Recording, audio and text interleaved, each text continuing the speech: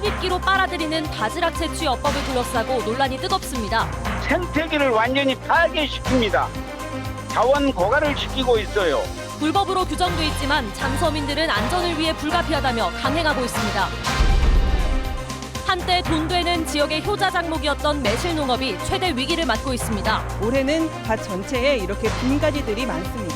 생산 규모는 크게 불어나 있는 데 반해 수요는 갈수록 줄고 올해는 병해까지 겹쳤습니다. 코로나19 사태 이후 배달 물량이 늘면서 대행업체들이 난립하고 있습니다. 치열한 경쟁 속에 배달원들의 난폭 운전도 위험 수위를 넘고 있습니다. 장마를 앞두고 폐수 무단 방류를 감시하는 당국도 본격 감시 체제에 들어갔습니다. 단속 현장을 동행 취재했습니다. 시청자 여러분 안녕하십니까? 6월 10일 수요일 밤 여수 MBC 뉴스데스크 시작합니다. 전국 재배 물량의 60%를 차지하는 전남 동부 지역의 매실농업이 올해 최대 위기를 맞고 있습니다. 재배 물량은 크게 늘어난 데 반해 수요처는 갈수록 줄어들고 있고 올해는 작황까지 부진하기 때문인데요. 네, 생산량이 줄면 가격은 오르게 마련인데요. 올해는 산지 가격마저 하락세입니다. 오늘 첫 뉴스 조희원 기자입니다. 우리나라의 대표적인 매실주 산지인 순천 월등면의 한 매실농가. 이번 주부터 출하를 시작했는데 수확을 할 만한 매실이 거의 없습니다. 작황이 잘 됐던 지난해에는 가지마다 열매가 풍성하게 달렸지만 올해는 밭 전체에 이렇게 빈 가지들이 많습니다. 매년 이렇게 한 2번 정도 골라서 따거든요. 근데 3, 4월에 냉해를 받아가지고 없어요 거의. 평균 출하량이 80이라 가정하면 지난해 100까지 올랐던 출하량은 올해 60으로 폭락했습니다. 과잉 생산으로 인해 산지 폐기라는 극약 처방까지 꺼내들어야 했던 지난해 상황과 정반대인 겁니다. 공급이 줄어든 만큼 가격도 올라야 정상이지만 그렇지가 않습니다. 지속적인 소비 감소세가 최근 몇 년 새 이어지고 있는 데다 올해는 코로나19 여파까지 겹쳐 가격이 오를 기미를 보이지 않는 겁니다. 지난 2015년 10kg 한 상자에 24,000원이었던 매실 산지 가격은 올해 21,000원에 그쳤습니다. 출하량도 줄고요. 또 상품의 품질도 비품이 많이 증가하는 그런 어려운 해를 겪고 있습니다. 생산량 감소에 따라 전체적인 소득은 또 줄어들 것으로 예상이 됩니다. 지자체와 농협은 소비 촉진을 위해 매실을 할인가에 판매하고 농가 소득을 보전해주는 상생기금까지 마련했지만 소비 심리에 영향을 미칠지는 미지수입니다. 전국 매실 생산량의 60%를 차지할 만큼 매실 농가가 많은 전남 동부 지역. 코로나로 인한 경기 침체에 자연재해까지 겹치면서 지역 농가들이 유례없는 위기를 맞고 있습니다. MBC 뉴스 조희원입니다. 바다 밑에서 어패류를 채취하는 잠수어민들이 호미와 갈퀴 대신 흡입기로 싹쓸이 조업을 하는 사례가 크게 늘고 있습니다. 일반 어선업 어민들은 불법이자 남획이라며 반발하고 있는데요. 잠수어민 단체는 오히려 흡입기를 합법화해야 한다고 주장하고 있습니다. 강서영 기자가 취재했습니다. 잠수기 어선의 조업 현장. 자루에 한가득 실린 바지락과 함께 원통형의 흡입기가 함께 올라옵니다. 흡입기로 물속에서 바지락을 채취하는 모습입니다. 바지락과 뻘이 순식간에 빨려 들어갑니다. 뻘에 압력을 분사해 조개를 빨아들이는 이 장비는 남획과 생태계 파괴 우려가 있어 법으로 사용이 금지돼 있습니다. 그런데도 이 같은 불법 조업은 잠수기 어민들 사이에서 몇 년 새 공공연하게 이루어지고 있습니다. 올해만 해도 불법 조업으로 해경에 적발되거나 고발된 잠수기 어선은 7척. 수년간 잠수어민의 강도 높은 불법 바지락 채취가 이어지자 인근 어촌계의 불만도 속출하고 있습니다. 그 생태계를 완전히 파괴시킵니다. 자원 고갈을 시키고 있어요. 그래서 단속기관에서 단속을 해주라는 것이고. 그런데 잠수기 수협은 오히려 흡입기 합법화를 요구하고 있습니다.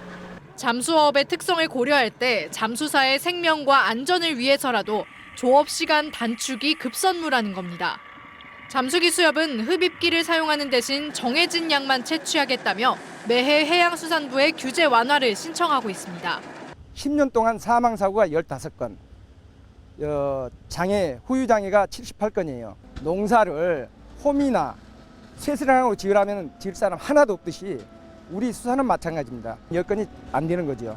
일반 어민들은 흡입기 합법화가 일부 업종에 대한 특혜라며 맞서는 상황.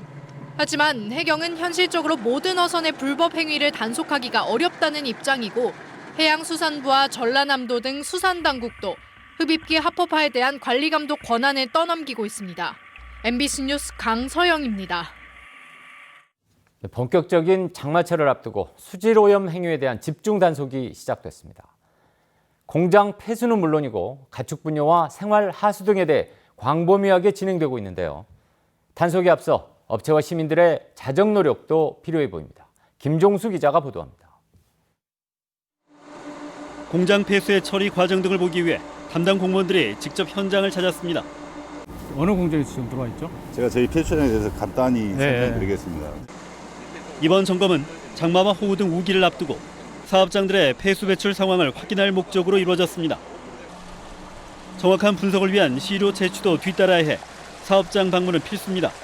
6월에서 8월까지 3단계에 걸쳐서 점검을 하게 됩니다. 휴업 중인 사업장 제외한 207개 사업장을 전체라고 보시면 됩니다. 산업단지가 밀집해 있는 지역의 특성상 수질 환경은 대기 환경 못지않게 중요 관심사가 되고 있습니다. 특히 가축 분뇨가 배출되는 축산 농가를 비롯해 개인 하수 처리 시설 등은 불법 행위 적발이 쉽지 않습니다. 기초단체들의 인력적 한계로 수치 점검이 어려워 대부분 악취나 오염 물질 확인을 통한 신고로 단속이 이루어지는 것도 현실입니다.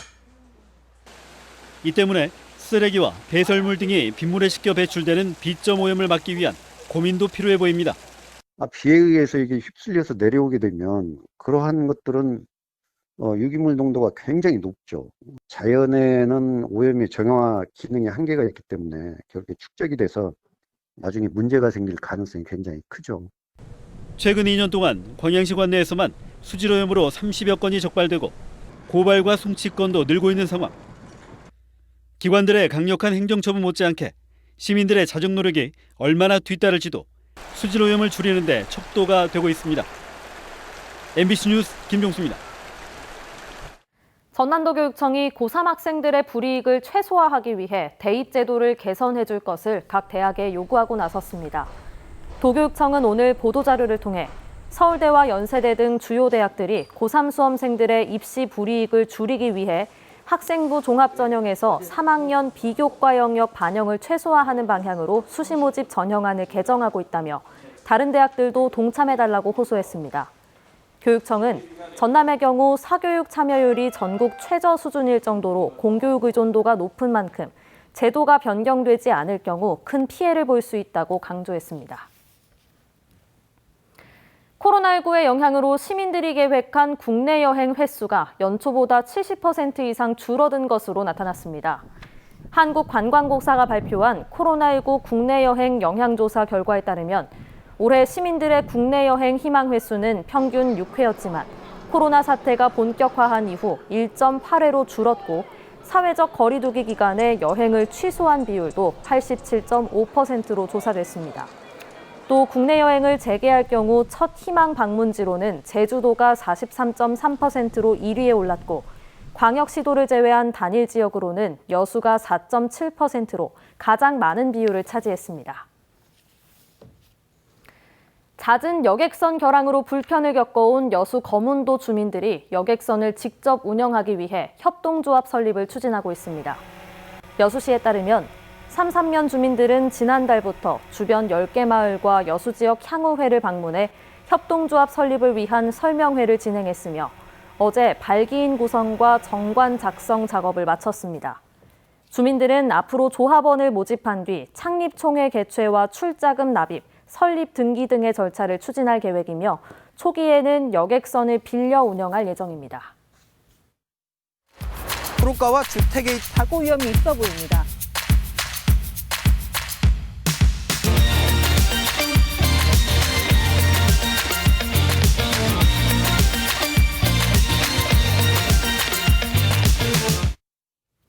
코로나19의 영향으로 급성장한 비대면 업종 가운데 하나가 바로 배달업계입니다.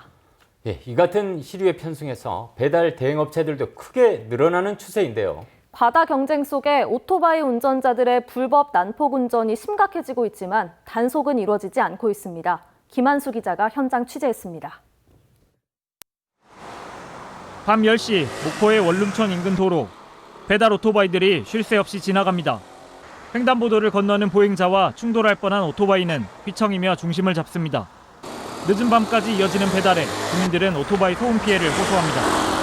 요즘에 문 열어놓고 살아서 그런지 오토바이 소리가 새벽까지 좀 들려서 많이 시끄러운 편이에요.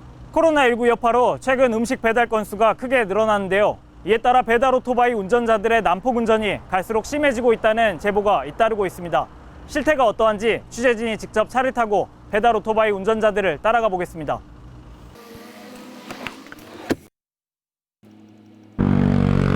아파트 밀집 지역입니다. 곳곳에서 오토바이들이 굉음을 내며 달립니다. 인근 초등학교 앞 어린이 보호구역. 오토바이 한 대가 속도를 줄이지 않고 그대로 내달립니다. 교차로에서 신호를 무시하는 것은 다반사입니다. 헬멧 등 안전장구도 착용하지 않은 이 오토바이 운전자는 갑자기 불법 유턴을 합니다. 차선을 넘나들면서 방향 지시등조차 켜지 않습니다. 많이 늘고 그냥 지그재그 다니면서 이 반대방에 차가 막혀 있으면 반대방에 막아갖고 막 달려도 그래요. 코로나19로 배달업의 규모가 커지고 대행업체의 난립으로 경쟁이 치열해지면서 오토바이 난폭 운전은 더욱 심해지고 있습니다. 배달원의 수입이 건수에 따라 달라지는 수익 배분 방식도 난폭 운전을 부추기고 있습니다. 바쁠 때는 그냥 정신없이 차 사이사이 지나가고 역주행하고 막 그러죠. 배달되면 하는 만큼 벌어가는 거니까. 전남에서 불법 행위로 경찰에 적발된 이륜차 운전자는 최근 3년간 5,800건으로 연평균 2,000건에 달합니다. 또 올 들어서는 지난 4월 말까지 832건에 달해 오토바이 난폭 운전에 대한 단속이 시급합니다. MBC 뉴스 김한수입니다. 이상 저온 피해 장목 복구를 위한 국비가 확보됨에 따라 전라남도가 농가에 자금 지원을 시작합니다. 전라남도는 매실, 복숭아 등 2,700여 헥타 면적의 과수 장목 피해와 마늘 생육기 고온 현상에 따른 생리적 교란 피해에 대해 국비 238억 원을 확보해 지원하기로 했습니다. 한편 전라남도는 지난 6월 6일 곡성, 보성, 순천 등 전남 동부 지역에서 발생한 우박 피해 176헥타에 대해 오는 19일까지 정밀 조사를 거쳐 정부에 복구 지원을 요청할 계획입니다. 김영록 전남도지사가 광양만권 산단 대개조 사업에 대한 정부의 적극적인 지원을 건의했습니다. 김영록 전남지사는 오늘 전남도청 영상회의실에서 열린 제2차 확대무역 전략조정회의에서 노후화된 전남 광양만권의 산단을 저탄소 지능형 소재 부품 특화 산단으로 개조할 수 있도록 적극적인 국비 지원을 건의했습니다. 이와 함께 전남이 K방역 수출의 전진기지로 최적지임을 강조하며 국가 첨단의료 복합단지 지정도 함께 요청했습니다. 순천시와 한국조폐공사가 순천사랑상품권 활성화 업무 협약을 체결했습니다. 순천시와 한국조폐공사는 협약에 따라 다음 달까지 순천사랑상품권 통합 시스템을 구축해 카드형 상품권과 모바일 상품권 도입 기반을 마련하기로 했습니다. 순천시는 지역상품권 통합 서비스 시스템이 운용되면 판매 환전 현황에 대한 실시간 모니터링과 관리도 가능해 유통에 따른 투명성도 높아질 것으로 전망하고 있습니다. 전남도가 영농기 농가 부담을 줄여주기 위해 마을 공동급식 사업을 재개했습니다. 전라남도는 지난달까지 코로나19 확산 우려로 중단했던 마을 공동급식 사업을 재개하기로 하고 도내 1,500개 마을에 마을별로 부식비와 인건비 등 최대 218만 원까지 지원하기로 했습니다. 전남도는 농번기 식사준비 부담을 줄여주기 위해 지난 2014년부터 마을 공동급식 사업을 추진해오고 있습니다.